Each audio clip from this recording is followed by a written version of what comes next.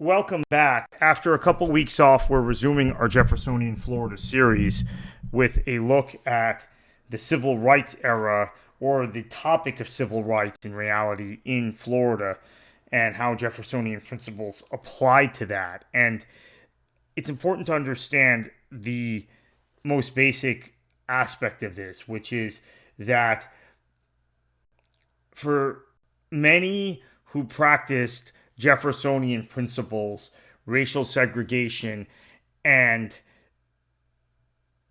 protecting white yeoman farmers, protecting rural interests.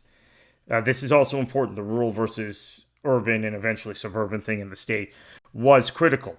So you had a group of Florida legislators infamously known as the Pork Chop Gang. And the Pork Chop Gang were their strongest in the 1940s and 1950s, into the 60s in the state Senate, 40s and 50s in the state House as well, into the 60s in the state Senate led by a gentleman named Dempsey Barron, Democrat from Panama City.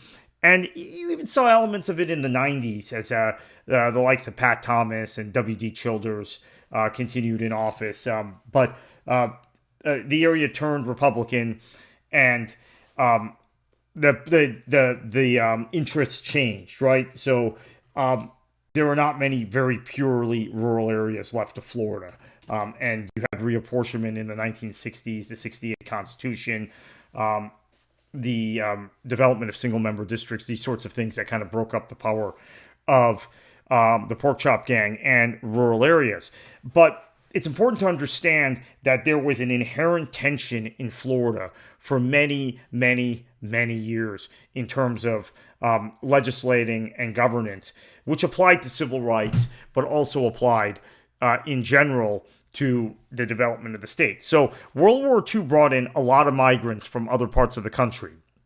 And after World War II, you had things like the fabulous Fontainebleau Hotel on Miami Beach, where you had multiple films filmed, including parts of Goldfinger, right? The James Bond movie, one maybe the best movie, in my opinion, in the Bond franchise. You had this inherent tension between that Florida, that developing Florida, that forward-looking Florida, and rural interests in the Panhandle, and then I would also say in the interior of the peninsula. So the Pork Chop Gang we think of as being Panhandle-centric, but there was also as much racial tension and as much tension in terms of development in Central Florida or the interior of the state. So places like Lake County, where you had the very famous Sheriff McCall, who was a bastard, for lack of a better term, right, and who eventually got taken out by Governor Askew. You have things like the Groveland case. You have lynchings. Central Florida was infamous for this. You had the Ocoee Massacre in 1920, right? As African Americans attempted to vote, and dozens of them were killed. You had the killing of Harry T. Moore, which was in Mims, which was in Brevard County. So actually, Central Florida just as bad, and there were rural interests, agricultural interests that were probably even stronger in Central Florida, the cattle and citrus industries. Here's St. Petersburg, which was the first kind of Republican city in Florida. A lot of Midwestern transplants, not that much emphasis on race, very business-centric. 1954, they elect our first Republican congressman since Reconstruction, Bill Kramer. And he is an anti-Jeffersonian, if you will, right? He's kind of very much a moderate Eisenhower, I wouldn't call him a Rockefeller Republican, but more like the Eisenhower mold, would eventually have a lot of tension between Kramer and the conservative wing of the Republican Party when a lot of segregationists in the late 1960s switched from Democrat to Republican. And Kramer ends up being hurt by that and loses the 1970 U.S. Senate race to the Democrat Lawton Chiles. But St. Petersburg was very much kind of the new Florida, the bustling Florida, the future of Florida in the 1950s. So you had this tension, and you had South Florida. We showed the Fontainebleau a minute ago. Miami developing, becoming almost like a northern city in the way it was voting, right? They were voting for northern Democrats. They were voting for the likes of Hubert Humphrey. They were voting for the likes of John F. Kennedy, not for the southern segregationists.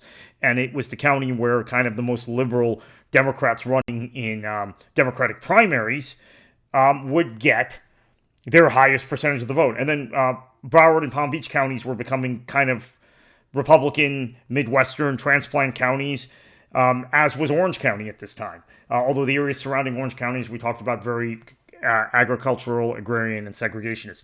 Florida Turnpike first stretch gets built in 1957, the Sunshine State Parkway, as it was known then, from Miami to Fort Pierce. This changes a lot of things. The Pork Chop Gang, very opposed to road building in South Florida, very opposed to anything that would build up South Florida, and very opposed to Governor Leroy Collins. And it was under Collins' tenure that the Parkway, Sunshine State Parkway, which we now know as the Florida Turnpike, got built, the initial portion of it. It was under Collins that you had a lot of state emphasis on developing roads and developing transport because the economy of the state was evolving to be more dependent on the urban centers of South and Central Florida, including the Tampa Bay area and that.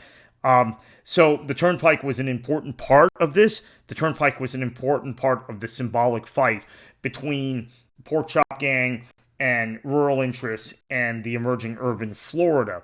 Eventually, Ferris Bryant, who's the Speaker of the House, who's really kind of a pork chopper himself from Ocala, pushes the road towards Orlando and towards Ocala. It was supposed to go up toward Jacksonville initially. Interstate 95 gets built in that same place.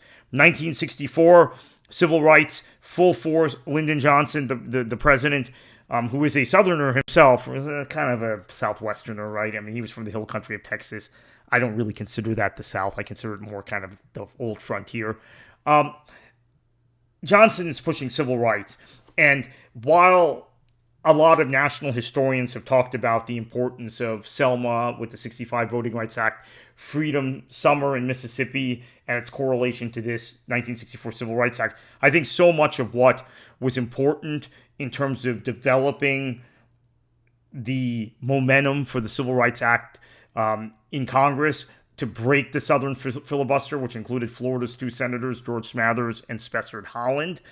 And in the House, every Florida member had voted against the Civil Rights Act except for Claude Pepper, the great Claude Pepper, who was representing Miami, by the way. So that's why he was able to take that vote. He could vote more like a Northerner in that case, because very few Southern Democrats supported the Civil Rights Act. I think there were really only a handful in the House, and most were from Texas. And again, Texas, not really a Southern state in my mind, especially in those days. Anyway, St. Augustine campaign. Martin Luther King targets the nation's oldest European settlement. And very strategically, everything MLK did was strategic.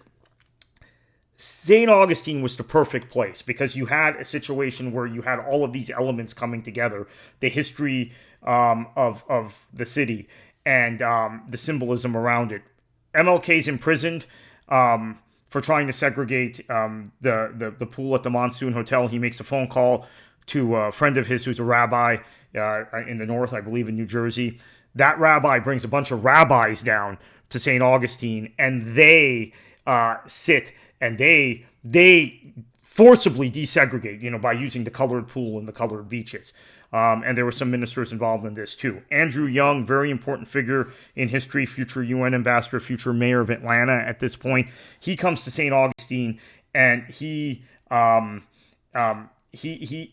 creates the peaceful protest on June 9th that had a direct correlation with the breaking of the filibuster in the Senate. And those final votes that came across Carl Hayden, Alan Bible from Nevada, the final guys, Carl Munt, who was a conservative Republican from South Dakota, deciding, okay, I'm going to vote for this. Maybe these ministers and rabbis will stop hounding me in my office. Direct correlation to Andrew Young and his civil rights protest in 1964. At this point, the Jeffersonian hold on the Democratic Party is broken. There is a guy from Miami, the mayor of Miami, very liberal Democrat, Robert King High, emerging as a statewide leader. We're going to get into that in the next episode of Jeffersonian Florida.